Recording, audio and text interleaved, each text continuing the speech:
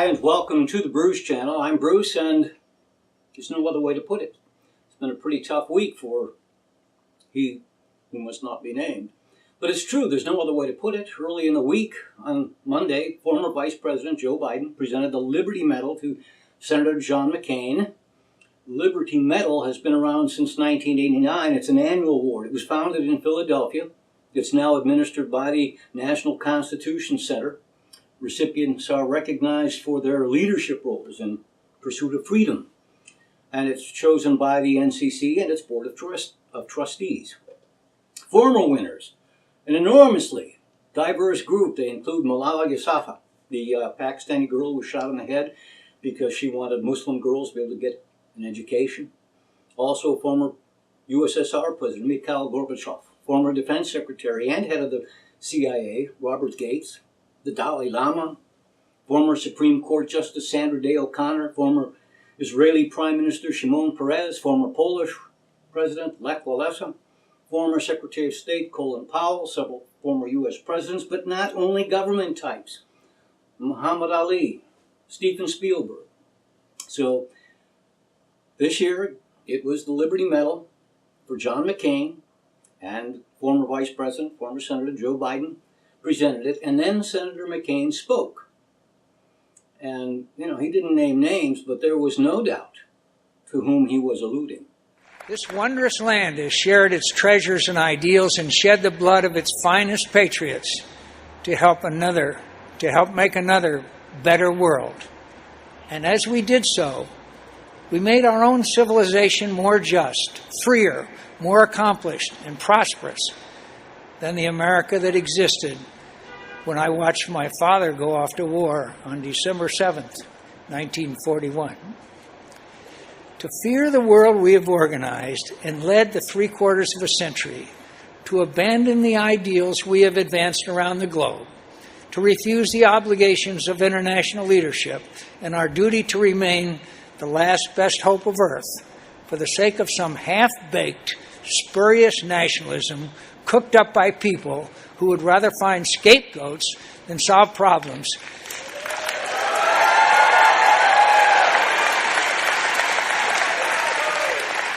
So even though he occasionally slightly garbled a couple of syllables, he was genuinely eloquent. Google it, and you can watch the entire thing on the net. Now, it's pretty much been sacrosanct rule that for decades, in fact, over a century, former presidents don't criticize, at least not publicly, they might in private conversation, but they don't publicly criticize the current president. Most of them have told their successor, call on me anytime.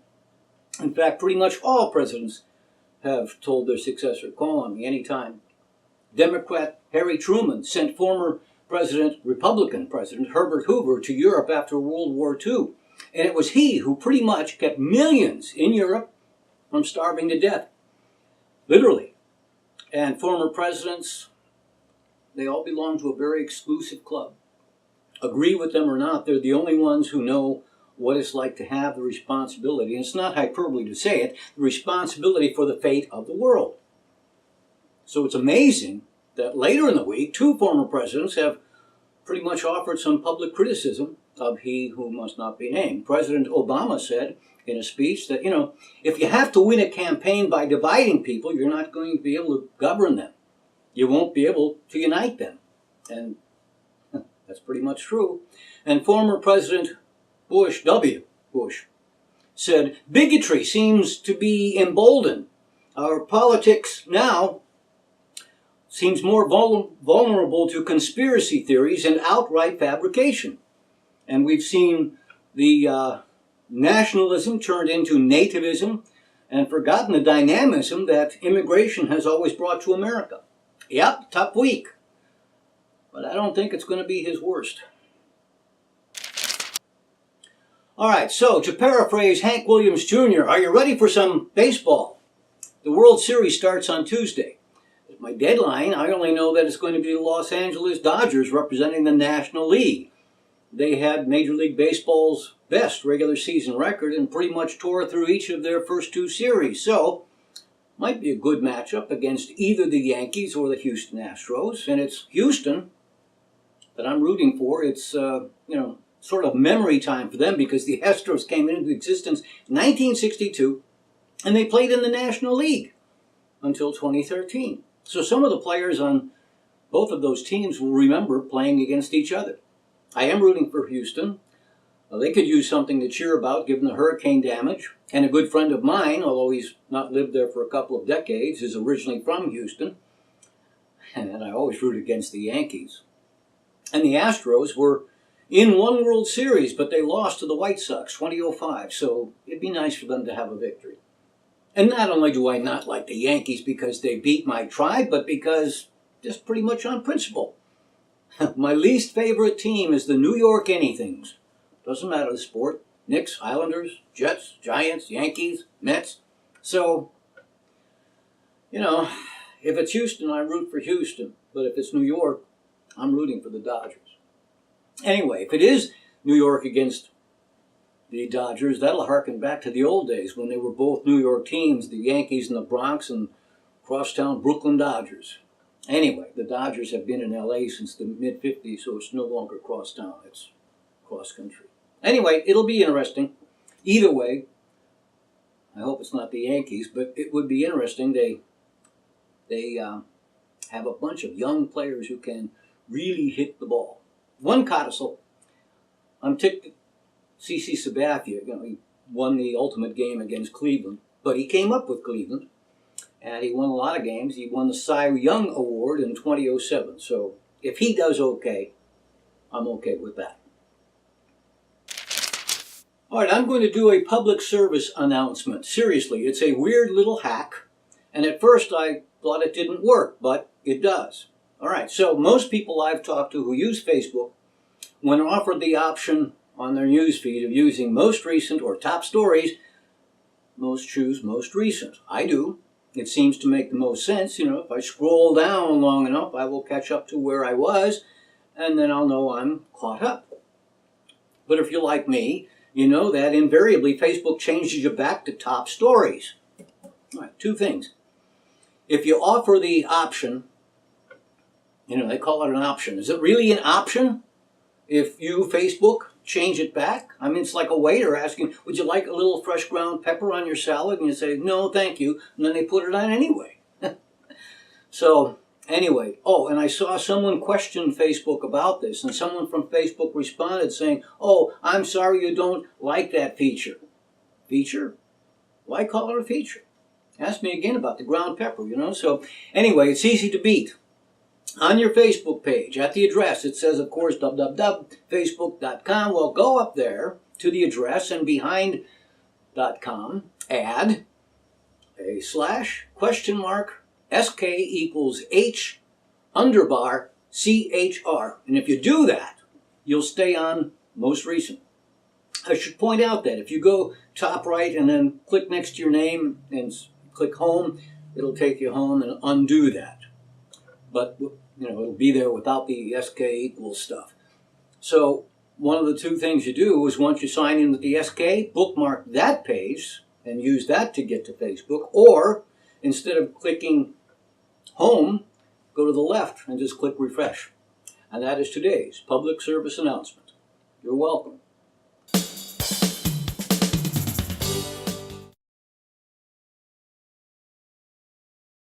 You ain't nothing but a hound dog. You ain't nothing but a hound dog. Cry one more time.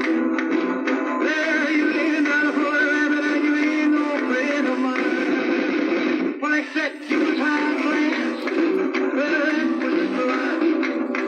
They set you aside, friends, that was just the line. Yeah, you ain't never but a rabbit and you ain't no friend of mine.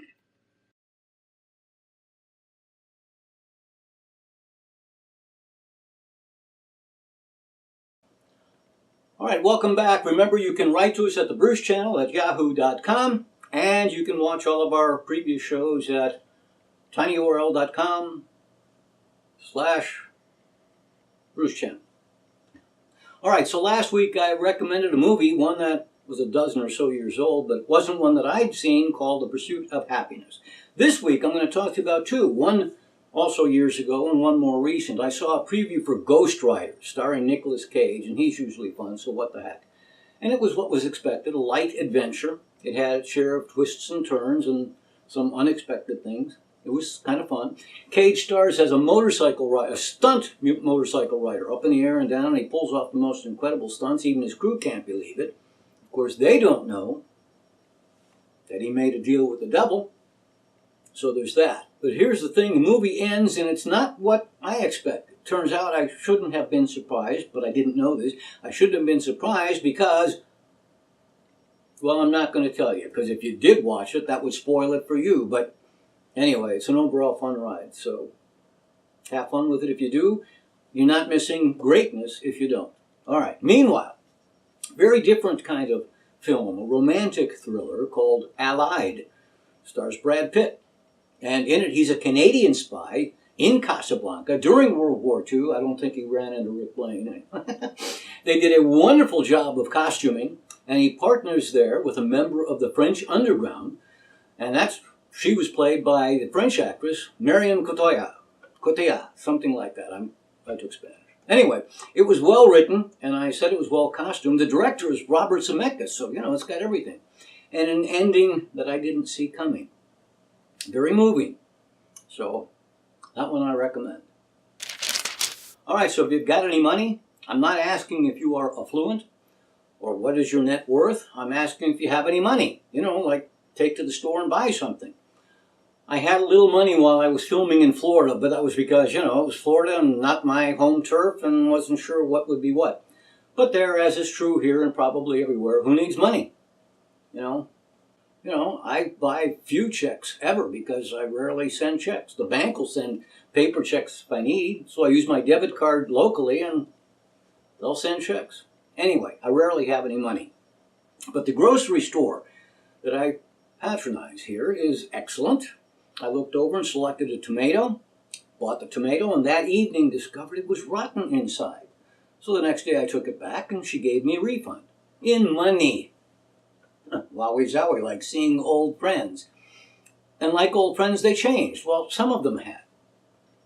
The pennies were as bright, as pennies can ever get. First time in circulation, obviously. I looked, sure enough, 2017, and for no particular reason, I turned one over and wait, what's this? Where's the Lincoln Memorial? They redesigned the penny. Yeah, the Lincoln Memorial, in use on the backside of the penny since 1959, has been retired, and what they call a Union Shield has been in use since 2010. And I thought I kept up with the news. Hey, let me tell you about my book, Shrink. For most of my adult life, I weighed a little over 100 pounds, not much more than in this picture taken when I was about 17 and considering becoming a jockey. But as is often true, once I crossed into my 40s, extra weight came and it stayed. For years I tried to lose, instead gained, and ended up 153 pounds. And I'm embarrassed to show you this video. Then I learned that it isn't about calories and exercise, but instead it's about what you eat. You might say, sure, ice cream makes you fat. But there were surprises, things like orange juice not being such a wise choice if you're trying to lose weight. So I just made some basic changes to what I ate, not how much, and the weight just fell off. Now, nearly 3 years later, it is still off. And don't misunderstand, I'm eating foods I like, not bamboo shoots. Friends ask me how I did it so often, I put it in a book. It's available as an ebook for all platforms, and the print edition is available at barnesandnoble.com and amazon.com. Hey, you can shrink too.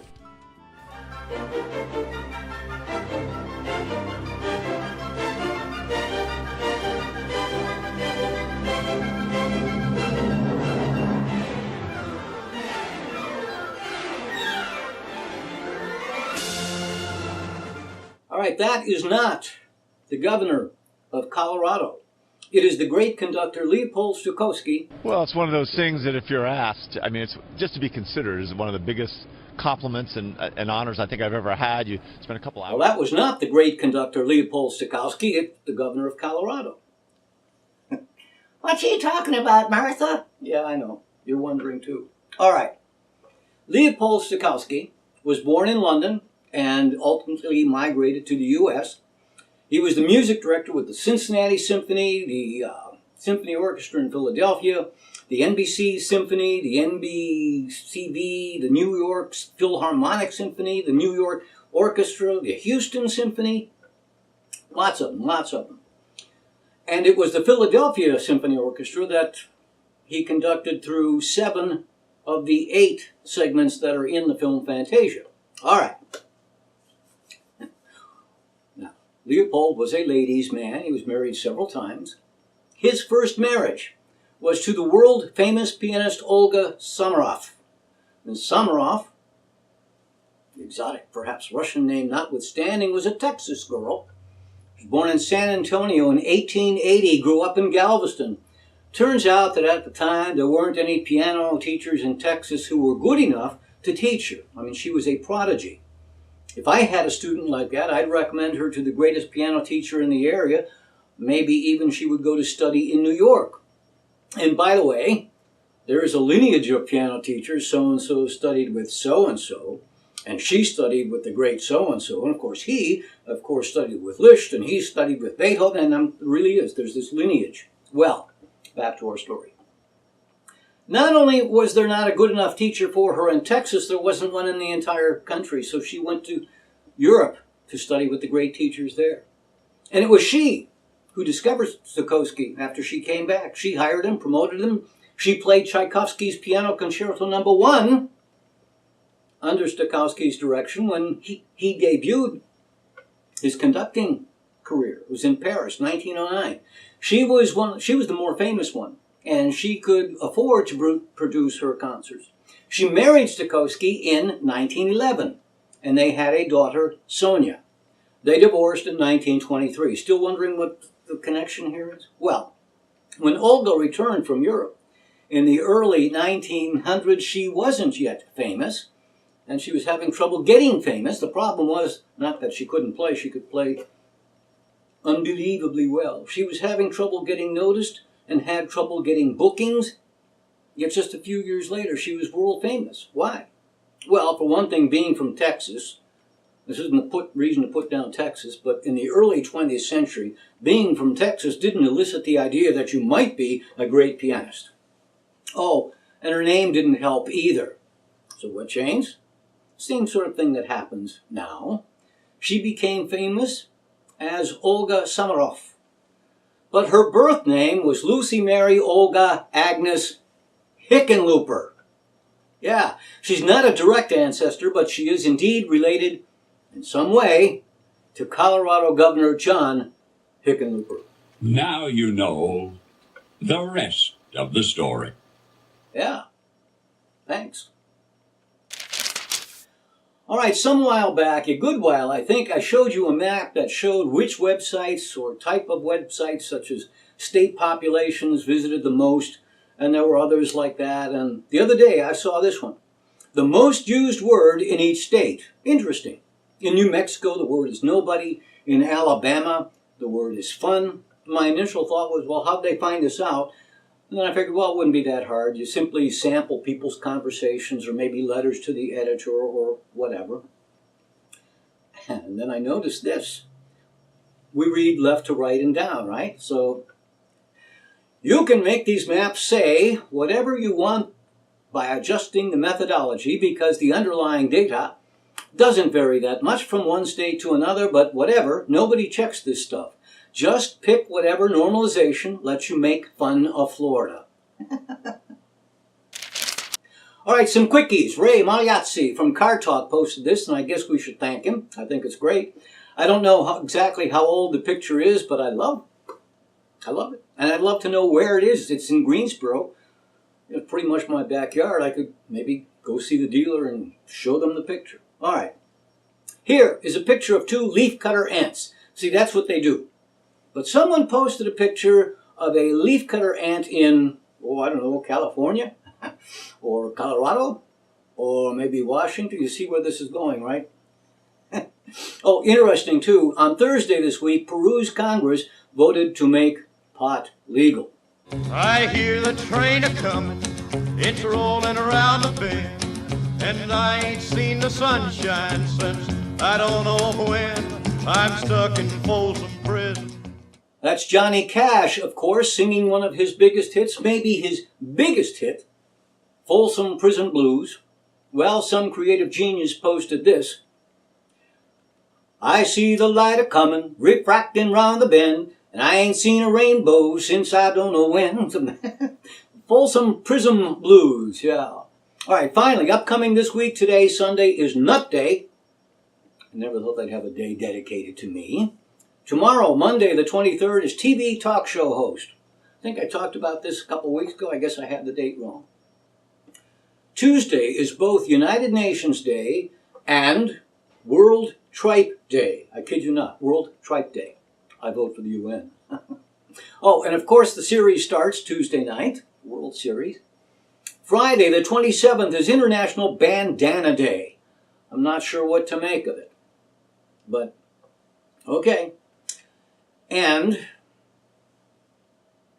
Wednesday or Thursday, I'll have to look it up. Wednesday or Thursday is Howl at the Moon Day. Yeah, I think it's Wednesday. Except, wouldn't you be more likely to howl at the moon at night? Shouldn't it be Howl at the Moon night? And on Wednesday, it'll be a waxing moon, a few days away from half. So, speaking of the moon, a week and a half ago when the moon was still waning, it was a beautiful, crisp, clear morning just before dawn. And the moon was perfectly positioned, so I brought out my camera and I took a couple of these, and I thought they turned out rather well. Anywho, howl, don't howl. Either way, I hope your upcoming week is the best one you've ever had.